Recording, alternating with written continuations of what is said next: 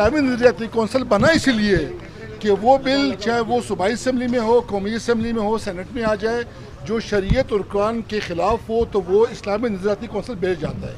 तो हमारी गवर्नमेंट से ये थी कि आप उसको भिजवा दें, इस्लामी नज़रियाती कौंसिल भिजवा दें वहाँ।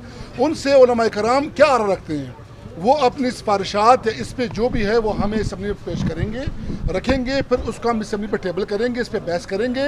अगर शरीयत के मुनाफी हुआ तो इख्तिलाफ होगा, अगर शरीयत के मुनाफी ना हो तो मस्का में।